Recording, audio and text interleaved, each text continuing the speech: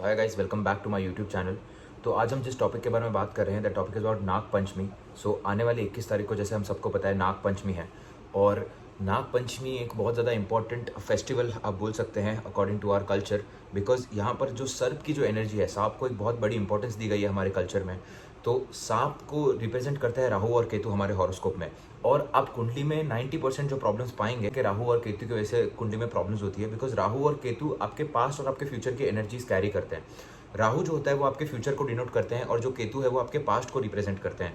तो for example, अगर आपका राहु खराब है कुंडली में, तो आप फ्यूचर में जो कर्म कर रहे हो वो कर्म आपसे अच्छे से नहीं हो पाते, या फिर आप अच्छे कर्म करने में आपको बहुत ज़्यादा दिक्कत आती है। अगर आपका केतु अगर आपका नेगेटिव हुआ, तो आपने इसका मतलब आपने पास्ट के जो कर्म है आपने वो ठीक तरीके से नहीं किए, तो उनके जो रिजल्ट है वो आपको एम्पलीफाई होकर मिलते रहते हैं। आपके कोई काम बन नहीं पाते। राहु के केस में आप काम कर नहीं पाते और केतु के केस में आप करते हो बट वो काम बन नहीं पाते, तो आपको बार बार हार का सामना करना पड़ता है। तो ये दो प्लैनेट्स होते हैं। ये मैंने सिर्फ एक बेसिक आपको बताने की कोशिश करी कि राहु केतु किस तरीके से काम करते हैं, बट इसके अलावा बहुत सारे और कारक तत्व है राहु केतु के। बहुत सारी चीज़ों को वो रिप्रेजेंट करते हैं। और कुंडली में जो राहु केतु का जो एक्सेस होता है वो एक बहुत इंपॉर्टेंट एक्सेस होता है, बिकॉज वो एक्सेस के अराउंड आपकी पूरी लाइफ रिवॉल्व करती है। राहु जहाँ पर बैठते हैं वो आपकी इच्छा होती है, वो आपकी सबसे बड़ी इच्छा होती है।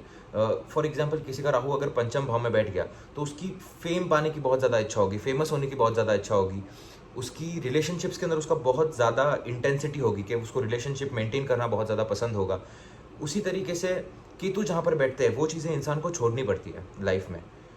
केतु फॉर एग्जाम्पल आपको 12th हाउस में इसीलिए बेटर होता है क्योंकि 12th हाउस गिविंग का ही है, और वहाँ पर अगर केतु बैठ जाए तो ये माइनस माइनस प्लस हो जाता है, बिकॉज जो चीज़ें आपको वैसे ही देनी है केतु आपको हेल्प करेगा वो चीज़ें देने में। तो वो एक बहुत ज़्यादा पॉजिटिव कॉम्बिनेशन बन जाता है। उसी तरीके से राहु केतु कुंडली में बहुत ज़्यादा इंपॉर्टेंट प्लैनेट बन जाते हैं, बहुत ज़्यादा कार्मिक प्लैनेट बन जाते हैं, स्पेशली राहु केतु एक्सेस। तो नाग पंचमी का दिन एक बहुत ज़्यादा ऑस्पिशियस दिन होता है, जहाँ पर राहु केतु की एनर्जी बहुत ज़्यादा हाई होती है, नाग की एनर्जी बहुत ज़्यादा हाई होती है। उस वजह से आपके पास एक चांस होता है साल में एक बार कि आप वो कुछ रेमेडीज़ करके आप एटलीस्ट उनको एक पॉजिटिव डायरेक्शन में लेकर आ सको, या फिर एक पॉजिटिव साइड पे उनको लेकर आ सको। तो यहाँ पर मैं 5 रेमेडीज़ की बात करूँगा आज, जिससे आप जो आप नाग पंचमी के दिन अगर आप करते हैं तो आपको एक अच्छा बेनिफिशियल चेंज देखने मिलेगा। और राहु और केतु बहुत ही ज़्यादा these planets are illusionary planets. ये प्लैनेट्स रियल में एग्जिस्ट नहीं करते।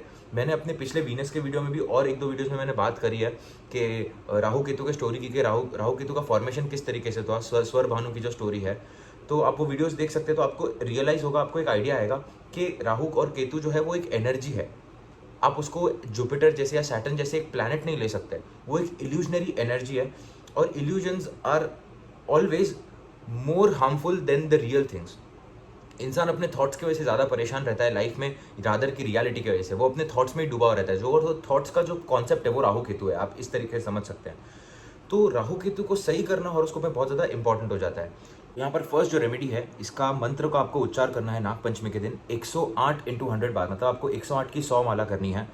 आपको करीब करीब 3.5 घंटे लगेंगे इसको करने में, बट आपको एक जगह पर बैठकर नहा धोकर अच्छे से क्लीनलीनेस के साथ एक जगह पर बैठकर इस मंत्रों का उच्चार करना है। नाग पंचमी के दिन आपको मीट नहीं खाना है, आपको दारू नहीं पीना है, आपको ऐसी सब जो भी सिगरेट नहीं पीनी है। अगर आप ये सब करते हैं तो उससे आपका शरीर प्रदूषित होता है, जिसके वजह से आप मंत्रोच्चार का आपको पूरा इफेक्ट्स देखने नहीं मिल पाता, क्योंकि आप बॉडी में जो डालते हो बहुत ज़्यादा इंपॉर्टेंट होता है, जो एनर्जी आप ट्रांसमिट कर रहे हो उसके लिए।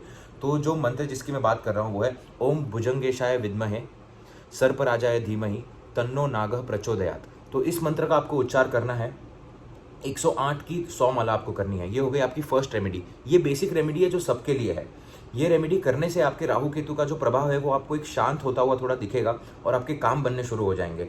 सेकंड रेमेडी जो है, यहाँ पर गणेश जी हैं, बहुत इंपॉर्टेंट कारक है केतु के, जैसे हमें पता है कुंडली में। तो यहाँ पर राहु केतु साथ में चलते हैं। कोई भी अगर आपको ऐसे बताए कि मैं आपको सिर्फ केतु की रेमेडीज देते जाऊँ और अगर आपका केतु पॉजिटिव हो जाएगा और राहु पॉजिटिव नहीं होगा, ऐसे नहीं होता है। दोनों प्लैनेट साथ में पॉजिटिव या साथ में नेगेटिव होते हैं, क्योंकि वो प्लैनेट एक ही है, उसकी सिर्फ एक डाइवर्सिफिकेशन अलग अलग है।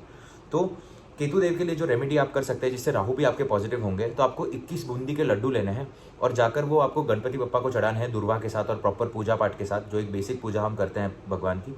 21 लड्डू बूंदी के लेकर चढ़ाकर, और उसमें से 7 लड्डू, 14 लड्डू आपको उधर ही रहने देने हैं और 7 लड्डू आपको फिर से आपके घर लेकर आने हैं और आपके फैमिली मेंबर्स में बांटने हैं और आपके नेबर्स में बांटने हैं। ये स्पेशली उन लोगों के लिए रेमेडी है जो जिनके केतु 11th हाउस में है, जिनके गेन्स में प्रॉब्लम आ रही है, जिनके केतु 10th हाउस में है उनके लिए भी एक बहुत अच्छी रेमेडी हो सकती है, और जिनके केतु 9th हाउस में है, सो 11th 10th और 9th अगर ये हाउसेज में अगर आपके केतु है तो आपको ये रेमेडी ज़रूर करनी चाहिए, आपको एक अच्छा इफेक्ट देखने मिलेगा। थर्ड जो रेमेडी है वो है कि ऐसी जो ऑर्गेनाइजेशंस होती है जो सांपों को बचाती है, ये एक बहुत ज़्यादा प्रैक्टिकल और बहुत ज़्यादा कार्मिक रेमेडी है। मैं ऐसे रेमेडीज़ में बहुत ज़्यादा बिलीव करता हूँ, बिकॉज ये जो रेमेडीज़ होती है ये आप कर्म कर रहे हो, इसके अंदर आप रियल लाइफ कर्म कर रहे हो, आप रियल लाइफ किसी के साथ आप रियल लाइफ में आप किसी पे इम्पैक्ट डाल रहे हो।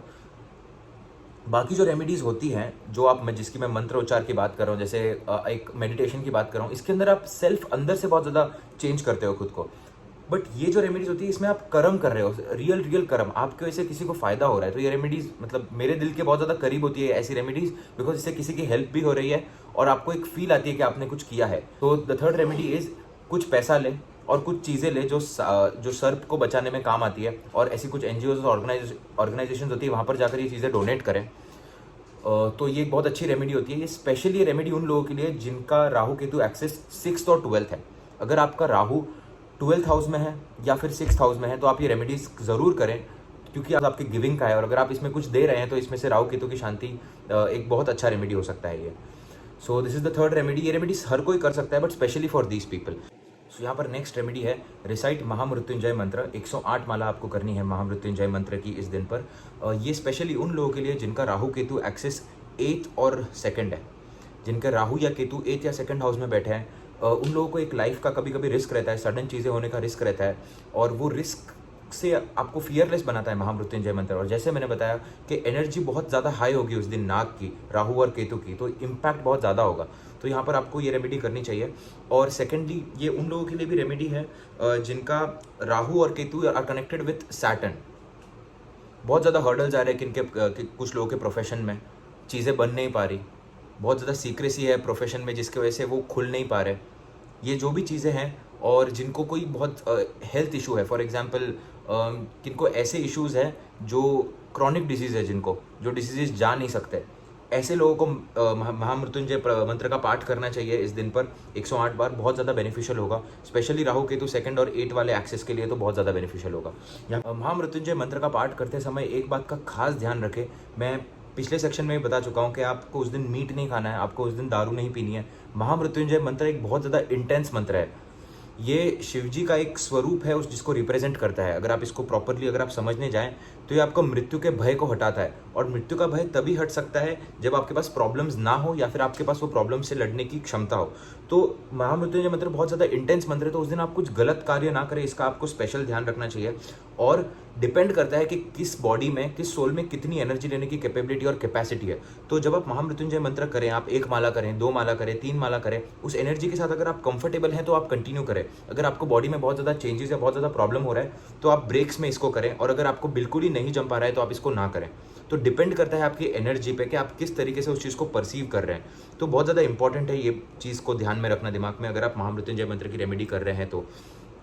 5th रेमेडी हियर इज जिनका जुपिटर और राहु कंजंक्शन में है, जुपिटर केतु कंजंक्शन में है, राहु केतु जुपिटर के एक्सिस में आ जाते हैं, जुपिटर उनके बीच में बंध गए, बृहस्पति देव राहु केतु के एक्सिस के बीच में आ चुके हैं, पाइसिस में राहु या केतु है,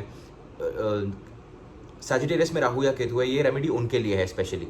यहाँ पर विष्णु सहस्त्र नाम का पाठ करें 12 बार, 12 टाइम्स आपको विष्णु सहस्त्रनाम का पाठ करना है, विष्णु मंत्र का पाठ करना है उस दिन। विष्णु देवता की कोई भी एक मूर्ति या फिर एक तस्वीर सामने रख के मेडिटेट करें, प्रे करें।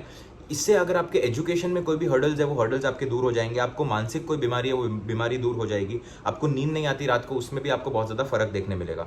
सो these are the 5 remedies which you should do for Nag पंचमी।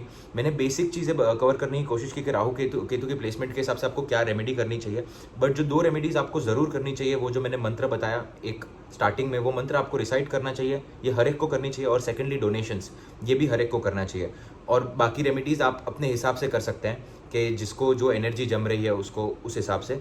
और गणपति बप्पा की भी रेमेडीज़ हर कोई कर सकता है। So this is it for today. If you have any doubts about Nag Panchami आप मेरे को कमेंट सेक्शन में बता सकते हैं। और thank you so much for watching.